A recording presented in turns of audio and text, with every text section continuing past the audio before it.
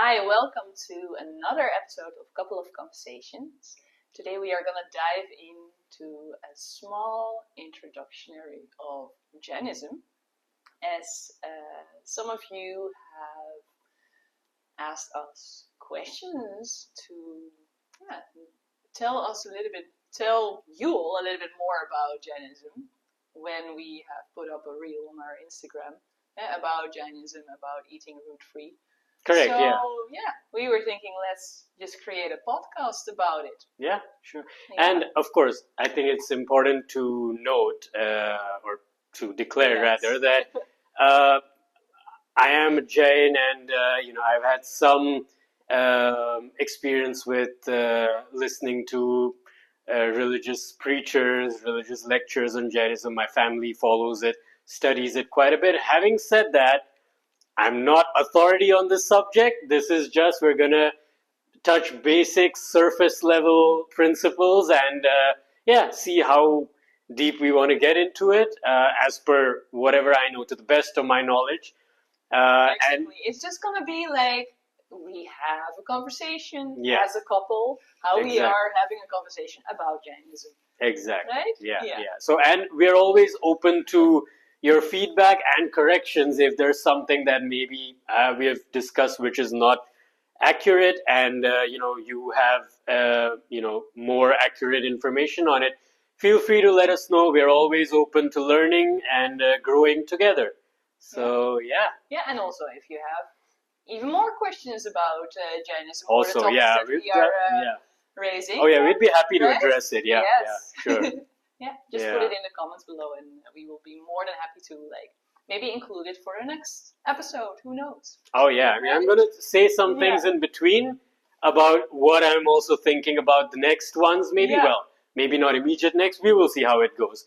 But let's first start with our topic today. Of course, as Tamara has given the background, like some of y'all were curious about what is Jainism when we mentioned a bit about the Jain diet in one of our Instagram reels earlier. You can check that out on our Instagram. And we thought, okay, that's good. We can definitely give some information about it to those that are curious and want to know about this lesser known religion outside of India. In India, Jainism actually is pretty well known. It is still a minority religion compared to the others. Minority in the sense, population wise, there are a smaller percentage of Jains compared to maybe like predominantly it's a country with a majority Hindu population. But as you know, India has many, many religions, people of many religions that are coexisting and living in the country, ranging from Buddhism, Christians, Islam, everyone. And some religions have their origins in India, Jainism being one of them as well, along with the much more popular or well-known, let's say, Hinduism. Yeah. So like you say, like in India, it's more well known. Like in the Western part of the world, is not as many. known. Like I got to know about it because Also, yeah. During one of my first yoga teacher trainings, that it kind of was tapped upon, like which are the religions, and then Jainism was one of them actually. So we've never but it discussed was this. I had no idea about this. It is just like one alinea about No, it. that's okay. But I'm just saying, I didn't know this was how. Like, I thought it was maybe just when we spoke or so. And then actually, I'm learning things too. Yes. Yeah. Get to know things about each other. So it was kind of funny that actually the evening that we met, it was during New Year's, and everyone. It was late at night, past midnight. That's of course when you talk about spirituality. Exactly. And religion. But everyone was having food except you. Like we were like, I was with my friends, with my friend, and you were with like a friend's group of friends, yeah. And everyone was eating. Only you were not eating. So I was asking, like, why are you not eating? And then you were saying, like, I don't eat after sunset. So like later we got to talk a little bit about why that is. And you raised like, oh, like I'm actually Jainism, and then I thought like, oh, hey, I have heard about it a little bit. in this teacher training. Yeah. So maybe it's nice to just tell a little bit about what is Jainism. Yeah. So Jainism is one of the ancient religions that has its origins in India, and the basic core principle of Jainism is ahimsa, which is non-violence. And it's important to note that when we say non-violence, generally we think of violence as a physical act only. Whereas the concept of non-violence in Jainism is not restricted only to the physical, it's also in your speech and your thoughts. So it's non-violence in your acts, non-violence in how you say things. So what that means is, you don't display you don't say things with aggression or with an intention to hurt someone or harm someone, hurt sentiments, these kind of things. That also is categorized under violence, verbal violence, if you will. And similarly, thoughts. So now, not everyone knows what you are thinking or I'm thinking. But for example, from the outside, you can seem like exactly. a very serene and kind and compassionate person, but maybe in the thoughts there are so many things going on that are actually harming themselves or towards someone else. Thoughts about someone else. About out correct. So it's a lot of introspection based thing also, where you have to no one else is reading your thoughts, but you are the one who needs to ensure that there is no violence in your thoughts as well. So that's you can say, the foundation of Jainism. The main principle from which everything else stems further is ahimsa, or non-violence. Yeah. And that maybe brings directly to my question that I had during New Year's. Why are you not eating after sunset? Maybe then, it's kind of it's related, actually. This is also actually a part of the philosophy of ahimsa. And the reason, as per Jainism, and to the best of my knowledge, guys, again, is that we are supposed to eat our meals by the time before sunset. Complete your meals before sunset, not eat afterwards. And the reason for that is usually you might observe whenever you're out in nature, maybe that during the time of sunset particularly, and even after that, you will find more number of organisms in the air. So from the tiniest of insects, all kinds of things. And as per Jainism, there's even microscopic level life and things like that. So there's more of that in the atmosphere, and you don't want to even accidentally, consume any of these things, like something maybe falls in your food, or things like that. We actually had an experience like That's that just exactly because at our wedding. All my friends were always asking why are you eating before sunset? Yeah. And then so those who were there at the wedding, you saw it firsthand why. Exactly. We had it started getting a little bit dark. Yeah. And it was just suddenly they were all what was it? What were they? I'm not even sure what those insects were, but fly species, some kind of species of flies termites, or something. Not termites, but different, like a fly/moth kind of thing, whatever. But swarm of these things, just I don't know. It was I think maybe some change. Thousands. Something in the weather or whatever it was, but. That's the whole thing. In nature, these things happen. Post sunset, you will generally see. Even if you've observed under a street light many times in the evenings, how many insects, how many things are around there. So and there's also mosquitoes there coming, around that time, and so insects are more active during that period. When it gets a little bit more dark, or when and so then you actually what you're practicing is to do as less harm as possible. Exactly. And so you want to avoid having all these insects in your correct food. So you just avoid these situations which are not in your control. You might try to be as careful as possible, but yet you don't want it's kind of coming to this. It's you treat every life form, whether it's in the tiniest form of a mosquito or a human being, we treat every life form as an equal, and hence you don't want even one life form to be harmed. Just like you wouldn't want even one human being. You view it as a human being. It's not, like, oh, it's just one human being. What does it matter? So the same way, even for something like one mosquito, it's like we view it as one life form, just like one human being. And hence, to avoid these kind of situations, that's why it's recommended that you eat before sunset, and which is why. And I didn't always do that. I started practicing that at a certain point. So yeah, the more you can, the more deeper you get into Jainism, and if you want to practice it, you decide to, then of course you do these things.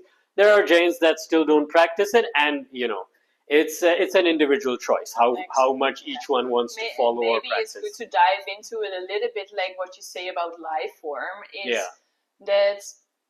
Correct me if I'm wrong. Like that in Jainism, you believe that like the shape is different, but like the form, the shape is different, but the soul is still the same. In that way, you know, like in that way, we are all equal. Like every insect, every microorganism, has a soul. Correct. Yeah, and the soul is exactly what you're saying. The soul is not judged by the size of the body that you're in.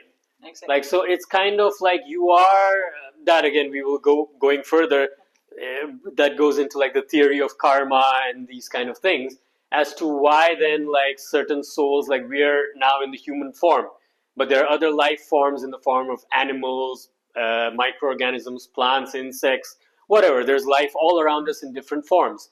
And in Jainism, it's not treated as a different, a living being with different, how do you say, I don't want to say,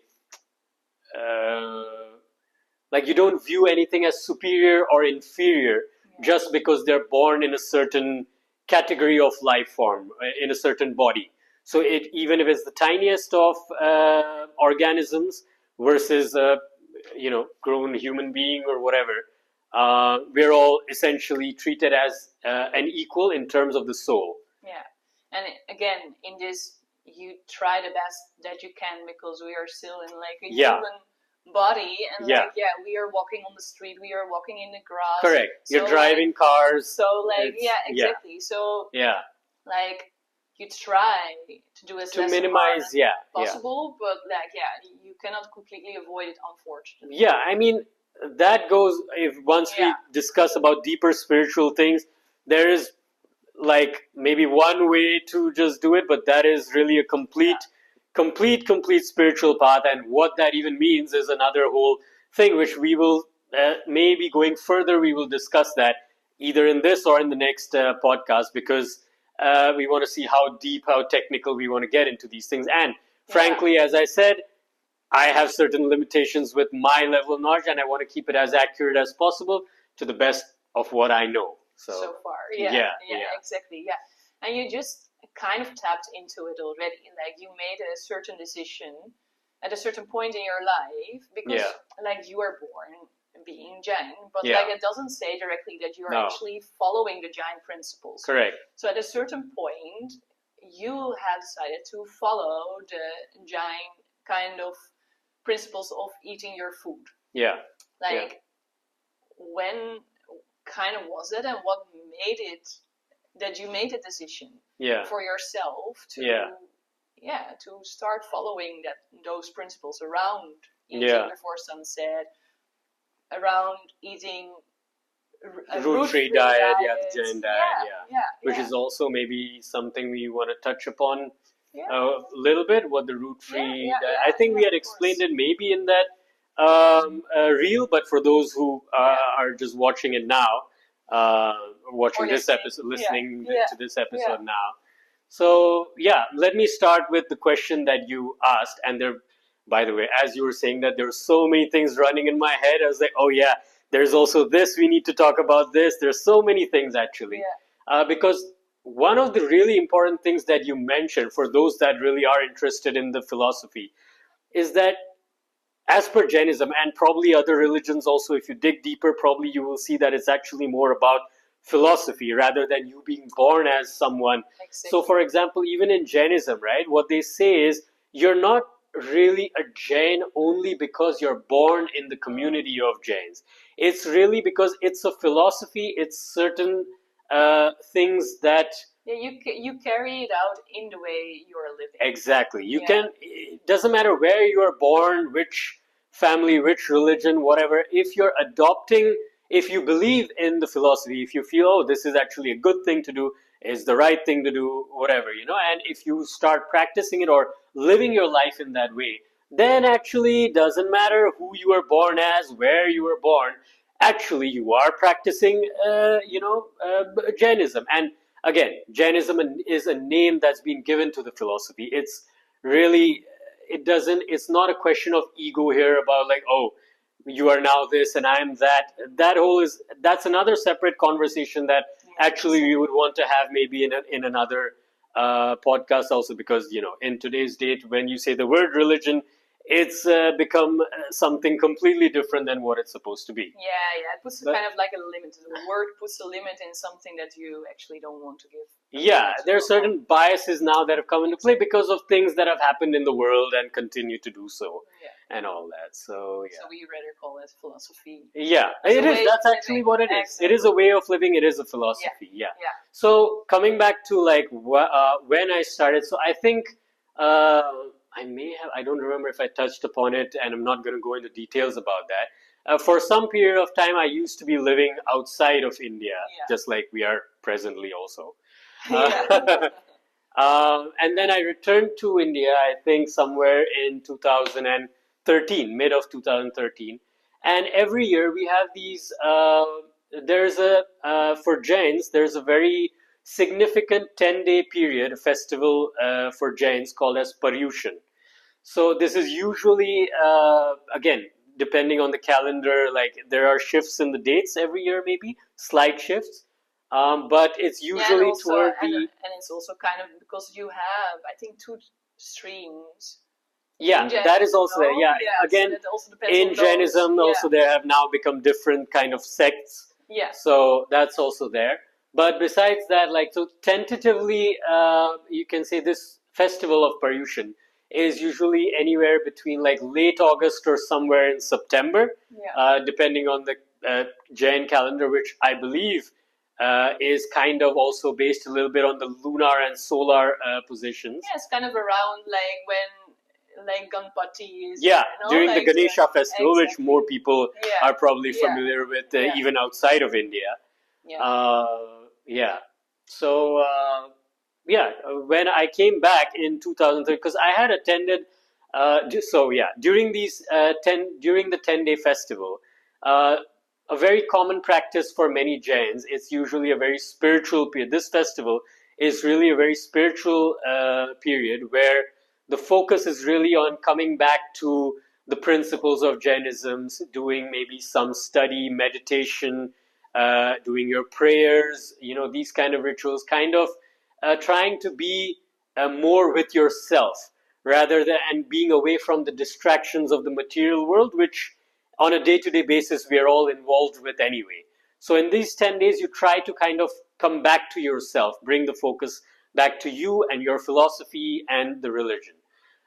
So we also have usually in the community, and this happens in many different places, all over, maybe India, in different cities, whatever. There different local, maybe Jain communities come together and organize religious sermons or lectures where, like, what you can call as a priest, we have a different term for it, like pandits or whatever, they come to preach about Jainism in those 10 days. So I have attended these religious lectures previously, even when I was way younger. And then I was away for some time out of the country. When I came back, I started listening to them again during Paryushan. And in those 10 days, that was when actually me, my family, all of us would really practice going, root free completely, and also eating strictly before sunset. Before that, we were not all of us. Some members of the family, yes, but not all of us were doing that. But yeah, I don't know. It's just how they say, when the time comes, you don't really have to put effort. It just comes from within. And for some reason, I think I did so the Paryushan in 2013, and then the year after that, in 2014, I believe, is when I think after that 10-day period, I don't know why, I felt like, you know what, like I just feel really good about how things go in these 10 days, like with my lifestyle, my diet, everything. So I think I'm just gonna now continue this for the rest of the year, each year, not just limited to the 10-day, but adopt this as my daily diet to be completely root free and to eat by sunset, not eat my meals after sunset. Yeah. And again, to be completely honest, like as I try to follow it as much as possible, there are times when I'm not able to do it, either because of work, I'm traveling, whatever, odd timings, I've missed a meal, whatever. So the point of this is this is not torture. Yeah, you're not supposed to starve yourself, or, it's not because because then you're adding up harm to you're actually doing more harm to yourself physically, but also mentally. Exactly. You're tormenting yourself, and that's not what this is about. Like, because they are missing the point actually again. Like, correct, it's not so much about the act of eating food. Actually, it's about the thought towards your food. So you don't want to not be like restricting yourself from eating, and then it's just food in your mind the whole time because you're hungry. That kind of defeats half the purpose of it, at least. So this is how it is. Yeah, it comes more naturally. Like sometimes also because now I was, when I met you, I just decided to be be vegan, like following the vegan diet. I don't want to call it. It's more like really like a way of living. Also a choice, lifestyle. So a choice of life, and like later on, I also kind of adopted the like way of eating, like root free and all these things. So many people, many ask me like, oh, like, are you not missing it? And why are you doing this? Correct. Like, you're being so harsh on yourself because then you cannot eat potato. Like, I'm from the Netherlands, and it's like a huge potato eating culture. So, True. But it kind of like when you learn more about like what the reasoning is, correct, like naturally it kind of already feels like, I don't have to eat it actually. Correct. And there are so many other things that we can eat that I feel much more nourishing in a way also. Yeah. Maybe it is like psychological, I don't know. Different like, conversation, but exactly. So, but like it actually, like it's not that I say like, oh, I'm not allowed to eat it. No, like it feels natural to not eat it anymore. Correct. So it's kind of like a huge difference in a way, but it feels very subtle in when you start living it, kind of. Correct. Yeah. So, but can you explain? It's really not about force. Exactly. But can you explain a little bit more about like why not eating root vegetables? Yeah, I was coming to that. Eating before sunset, we have Correct. tapped upon now already. But like now, what is it about not eating root free? Yeah. Correct. Or what is it? Eating about root eating root free.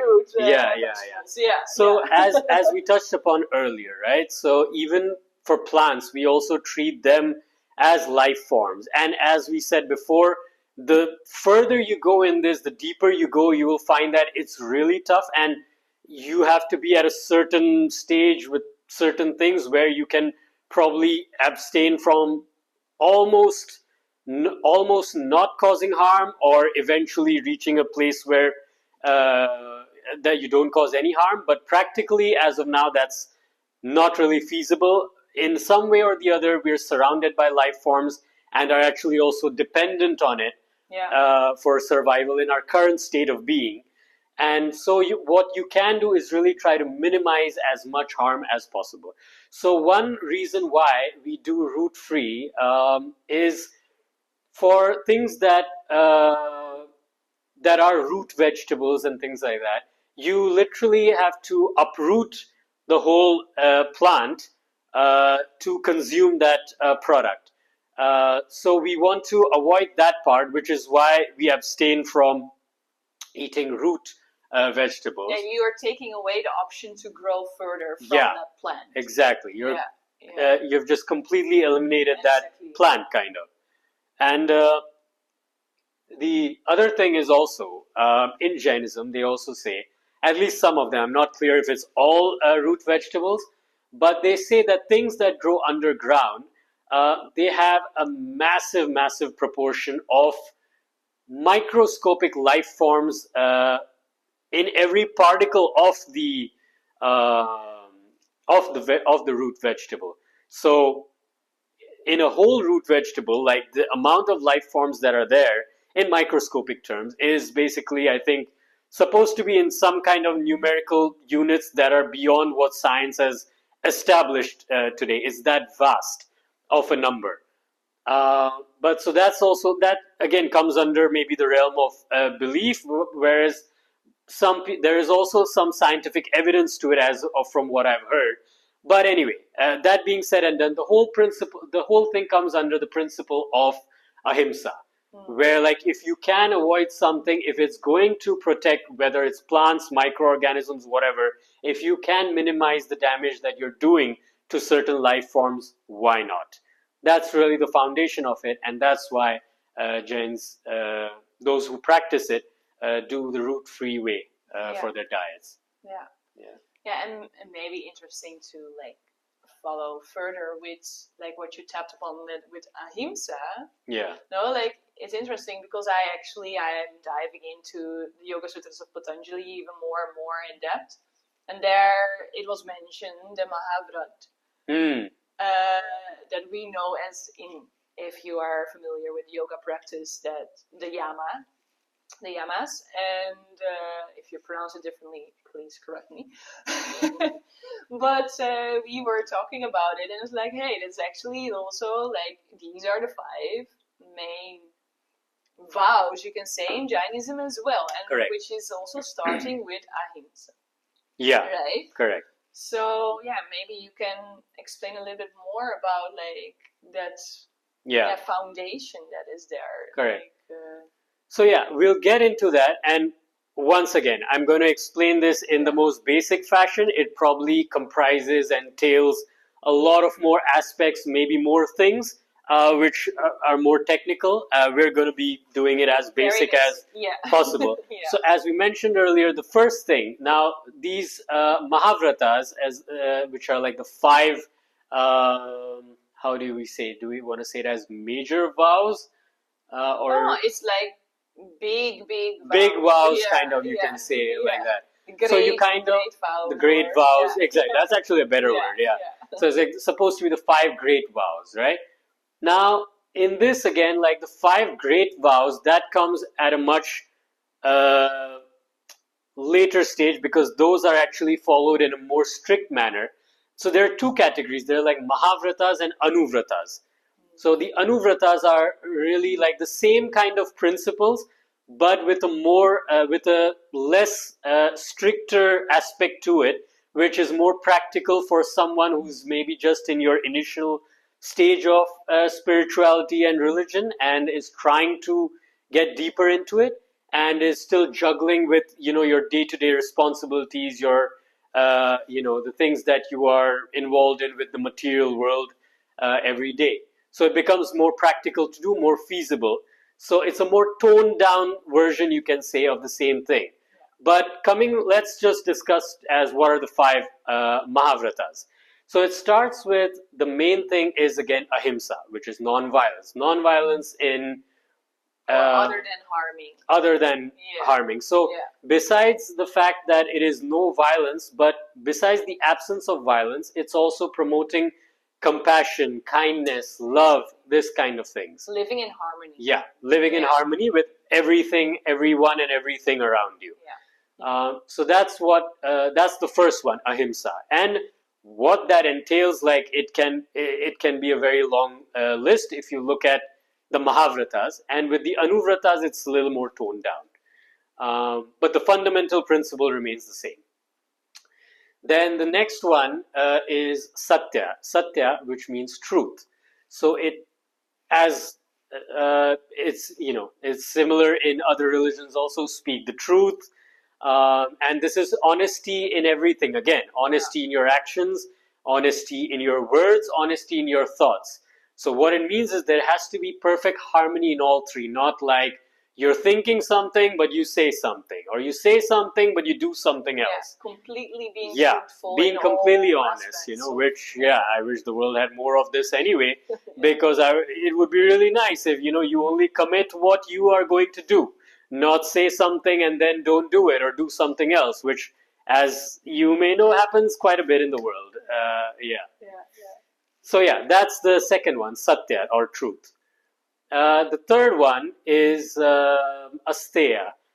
Asteya, which essentially, in the most basic form, is non-stealing, which means you don't take anything from someone which has not been given willingly to you.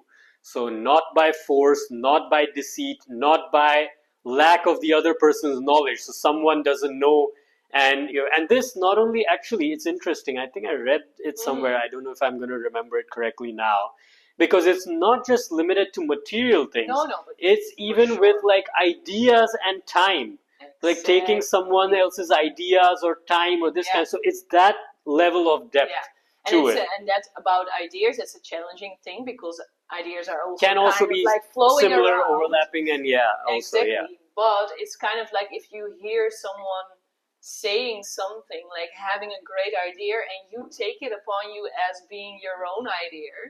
Correct. That's that's asteya. Correct. That's like stealing. You're violating the principle of non-stealing. So that in that actually it comes back to satya also, like being truthful. Yeah. Now be honest. Like if you have heard an idea from someone else, like see, like, oh, I got inspired by someone else's idea, and I kind of developed that idea a little bit further in my own kind of way. But that, you try to be as truthful as you can in that way also, to not do harm to the other. So it also comes back again, like it's all kind of overlapping with each other, I think. Yeah. True. So that was the third one. The fourth Mahavrat is brahmacharya. And actually the term brahmacharya also includes many things other than the basic thing that I'm going to probably tell you right now is, and many of you probably know this, brahmacharya refers to celibacy. And the purpose of this thing, the reason why, and again, in the practical sense, in the anuvratas, it's different as to what level of celibacy or what that entails. And Mahavrata is where it's complete, really, celibacy. And in that, it's really about also channelizing all your energy towards your internal growth, your spiritual growth. So keeping your focus on yourself. That's actually also part of the whole brahmacharya or celibacy concept in the Mahavratas. Yeah, exactly. It's like the sense energy you are leading back to your like source, your essence, instead of like putting it outward, kind Correct. of. Correct. Yeah. So that's number 4. Number 5 is aparigraha. Aparigraha is a renunciation of your attachments to the material world in terms of wealth, belongings, all these things. Now, again, majority of us, most of us, are still, at a very basic level in our spiritual path, development, growth, whatever. So it's of course not possible, because the whole idea is, again, that's a very important distinction. Many people make this mistake. They're like, oh, okay, so that means I'm just supposed to leave everything that I have, so that's what's needed. It's really about leaving it first in your mind. Yeah. It's when you're able to conquer your mind is when you're really going to leave it at some point in your journey, probably, if you go that further ahead. And it happens naturally. Exactly. It's not force or Yeah, because you realize what is material and what is non-material, and what you are in truth. Correct. So then it happens naturally that the attachment part slowly fades away from. Exactly. Yeah. That's correct. Because one could argue, and since we're on the topic, I'll bring this point up to make this important distinction. And if some people think it's not an accurate thing, that's okay. You can always express your opinions and convey it to us. Actually, I would like to know if that resonates with y'all or not. Actually, so for example, as you know, in this world, there are a lot of people that unfortunately uh, live in various states of poverty, or people don't have access to food, or these kind of things. Now, does that mean that they're spiritually very rich or not? Because, okay, they're away from they don't have a lot of material belongings. Maybe some people have none, literally. But that does not mean, because they are, if you are craving for it, if you really need, and look, most of us, we still need food, we need shelter, clothing, all these things. But that's the whole thing. If you mentally still are attached to it in whatever degree it is, very, very basic, or degrees of greed, or whatever it is.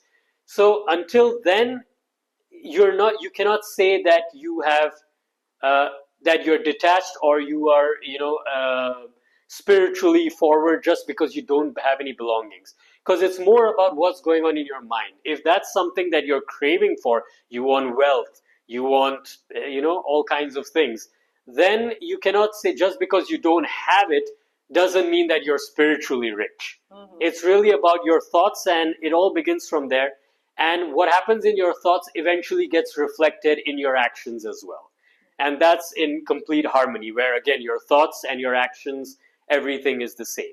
So that's what aparigraha is: renunciation of your material attachments and belongings. And this again happens in a very gradual phase as you go deeper in your spiritual journey. Yeah. It's not an immediate knee-jerk reaction. That's the problem, where today people, the minute you talk about these things, they start going straight to the end goal. It's like, oh well, I can't do this because I cannot just renounce it. Yeah, I know you cannot. That's what it says in religion also, that you won't be able to renounce it the next day, the next moment. It's a journey. It's a lifelong journey, look, maybe even more lifetimes. Can be many lifetimes. Yes. It can be one lifetime. It can be a matter of days. Look, it's this thing. There is no really particular. The more deeper you get into this, the more fascinating it gets. Where you will see everything is really a case by case basis. There might be some standard things of how things work in nature. It's kind of like, when I say how things work in nature, it's like how we say what is day, what is night. Like at a certain time, the sun comes up, whatever, sun goes down, moon. It's clockwork, it's nature. Things work in a certain way, right? So there are certain things with the theory of karma and all these kind of things. That's more technical, and we'll hopefully we go some point deeper in that also in this discussion, maybe in another podcast or whatever. But yeah, so it's a very case by case basis of like which person is how far in their spiritual journey. And the funny part about this thing also, when we keep talking about spiritual journey, is there can be a person, it's just something to think about. I'm just dropping this out there because it's going to be a very interesting it can be a very interesting train of thought that will lead you to something very positive. And that's what's happening a lot in the world today also. You can have a person that sits in the temple, church, mosque, wherever, or any religious place, or claim to be a religious person, study religion every other day. And it's very possible that that person might be very far away from religion, actually, because it's more about the mindset. It's about what has gone in you, what is the transformation that has happened inside you, rather than the things that you see on the outside, or the projection that people do on the outside. That's like many study the scriptures. But has it really integrated into your system and into your being? That's kind of the question. It is all about absorption and integration of the knowledge that you are kind of taking in, but also, are you experiencing knowledge that's actually with it. Yeah. And on the other side of the spectrum, also interesting, since we were on that thing, so there might be a person who has never studied anything about religion, has no connection with religion, or might even call themselves an atheist. Um, and yeah, maybe some people might get offended by bringing them in whatever you think that why am I saying these kind of things. But just hear me out first before you make your conclusions. What I'm trying to say here is that even a person who seems to be, as per some people, maybe far from it, just because they don't practice certain things, they don't read certain things, they don't follow certain things, but maybe that person is actually closer to religion than that other example of that so-called religious person that I gave, simply because that other person, the second person who actually has no connection with what we call as religion, why he or she might be more connected to it is because that person is more connected with his or her true nature, with the core principles of humanity, with kindness, compassion, peace, harmony, all these fundamental principles. It all stems from that. This is the foundation. Without this, there can be no religion. So yeah, I mean, it's a topic for another time, but this is why many of the things that are practiced today, or let's say the things that are happening in the world today, don't really come. They are said in the name of religion, but actually, if you study it, that's not what religion is supposed to be. So yeah. That's how it is. Yeah, interesting. Actually, going forward, I don't know if we will do this or not. I don't know. What I was thinking actually is at some point, I also want to maybe do something very interesting, is talk about maybe some parallels between religious principles or, things discussed in religion versus science, or modern science, if you will call it, drawing certain parallels, like how things are actually, there are some things that are so similar. The deeper you get into it and the more you're able to connect things, you start to actually see parallels, because some people have these make these distinction where they're like, oh, I don't believe about this religious stuff and all. Look, I'm more about like logic and science and these kind of things. Actually, like if you come to think about it, and that's why, like for me also many times, like if you dive a little bit into Jainism, like the science behind Jainism makes sense many times. It's very logic in how nature works. So I think that could be a very interesting that's topic. Something that really I think that's that's something I also look forward to really if you talking think about. It's interesting. Let us know. A comment, And maybe another thing that's good, because you tapped on being an atheist and all these things. Like for me, like the way I practice yoga is also like I always believe that all the knowledge and everything is within you. Like many times there has been spoken about like God, what is God, and like I always find it a little bit like, I don't know, I always am a little bit resistant to that word. To the idea of the idea. And correct. I know that in yoga there are also different ways to go about it. And I see you and your family always praying to an idol, like one of the 24 Tirthankaras. For me, that in the beginning was always like, like it's within. Why are you kind of praying towards idol like worshipping a statue? And I think the explanation that you gave me is actually pretty like beautiful. I still would not pray to a statue, because I still believe it's really within and you can reach it at any point.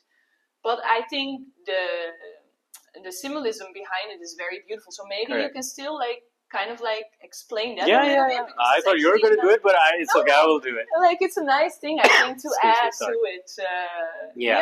So that's the thing. That's, again, like I said, actually this topic to be honest. Like, I don't know, maybe today we're going to keep it short. Yeah. But this actually, the topic of religion is so interesting. The more deeper you get into it, there's so much to talk about, guys. It's like, I don't know how many hours of content actually can be done on this, the deeper you go. And I'm talking about not even before we even go into the technical aspects. I'm not talking about giving religious lectures. Literally just the things that you need to like kind of clear your mind about before you even step onto these kind of journeys on your spiritual path. Just the discussion about that actually can be so vast because of so many maybe misconceptions and so. And again, now I'm going to explain this to the best of my knowledge and what I think is how it's been prescribed in Jainism, or rather what it's supposed to be. But yeah, those who have a different opinion about it, I'm eager to hear from you all as well. So please let me know. We would love to reevaluate and see. We also want to learn and go forward in our spiritual path. Yeah. So the whole concept about the idol worshipping thing, right? I did not know these things in the beginning also.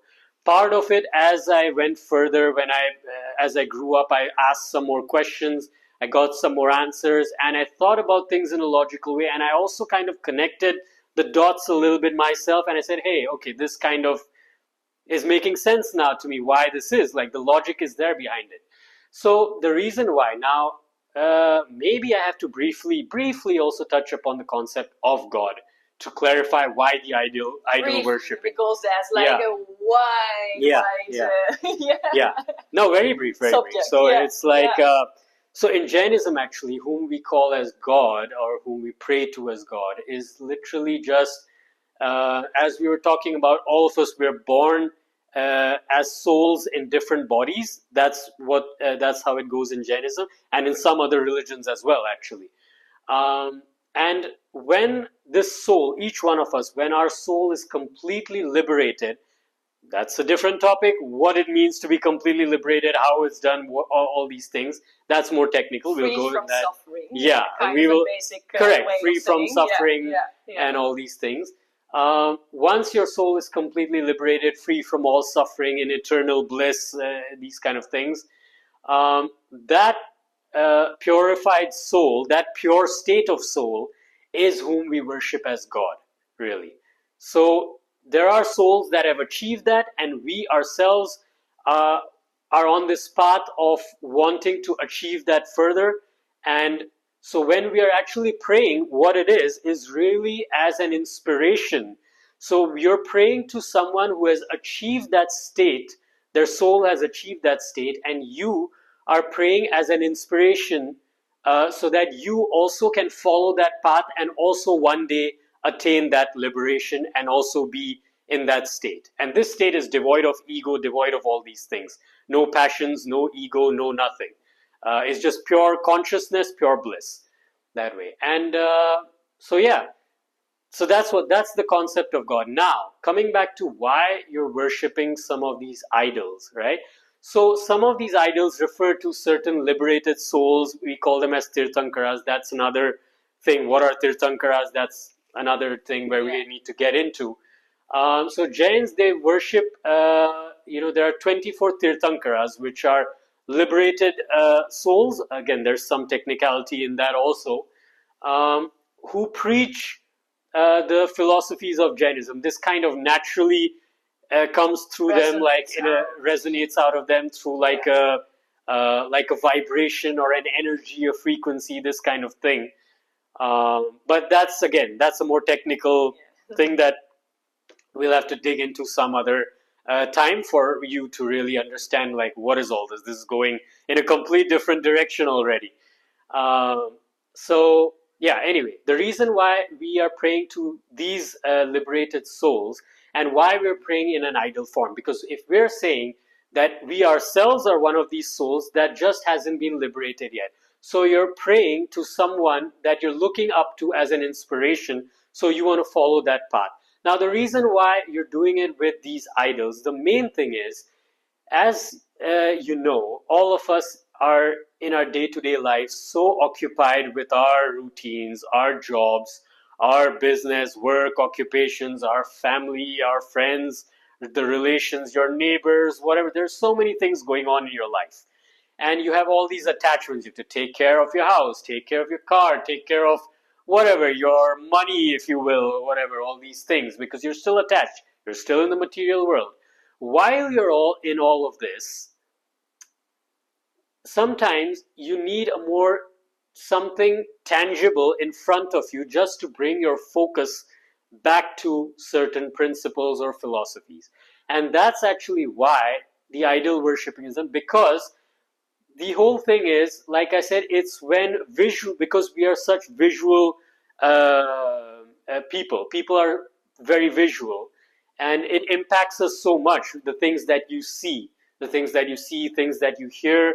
Um, that is why when you are looking at the idol, it's supposed to be, in theory, ideally, what it's supposed to be is you're supposed to be looking at the idol and kind of reminding yourself that this is God, this is a liberated soul, and I can be there, and I want to get there, and I have to come back to myself, and I have to continue my journey. So it's really just, when you're praying, it's really a reminder to yourself for the things that you have to do. No one is going to do it for you. That God that you're worshiping is not going to do anything for you. You have to put in the effort, you have to put in the time, and you can achieve things. You are more than capable. You are God. You need to learn that you are. You need to understand that you are, and that you can become one. Yeah. That's really... It's really about a remembrance. Correct. Of who you really are. Who you truly are. Yeah. Correct. Yeah, and remove the barriers that are built. Correct. Around it. Yeah. Yeah. So that's what. So it's really the visual part, and that's the same thing with, like, remember what we discussed about, like, praying in temples, right? Like, people also have these things, and it's correct actually. Like, why do you need to go to pray in a temple, right? Well, God is everywhere. You can pray in your house. Yes, absolutely. If you can, well and good, do it. Pray in your house.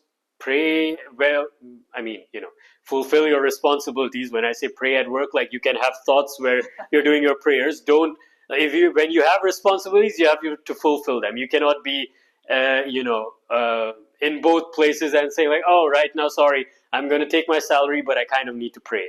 That's not how it is. But the thing is, wherever you can pray, wherever you can be, become a prayer. But that's what it is. That's what I'm trying to say, is that your life can be a prayer.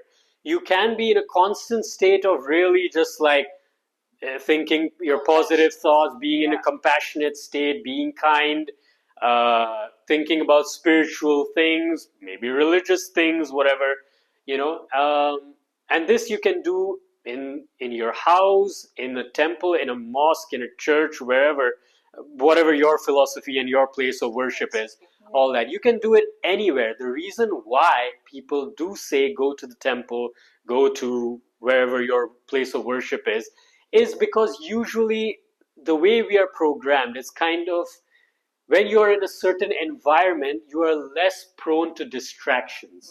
You kind of tend to mold your mind in such a way, like, okay, I've come here, I've come for a certain purpose, so I'm going to put my energy, my time, and my focus here. It's kind of like a very bordered space where you're exactly in at that point. Exactly. Yeah. So it's the same thing. It's like, what was that? I was going to say something. It just slipped my mind. Another example related to that. Like, just like how, as when you're students, right? You can study in your room, if wherever you're living, whether it's on, off campus, whatever. You can study in the library. Do you have to go to the library to study? No, you can study at your home as well. Why do some students choose to study in the library? Because it's that environment that helps them. Just for some people, it really helps them to focus. Being in that environment where there's no other distractions. You're just there with your books and you study. The same example is now because of what happened with the epidemic, like, that everyone is kind of bound to work at home. Like, from many, I hear, like, it's so challenging to work from home because all the distractions that are there. Like, I see the laundry lying there. I see the dishes that still need to be done. So the whole mind is, like, moved away from actually what you need to be doing. While you are actually at work, you're more, like, prone to, like, really focus upon work.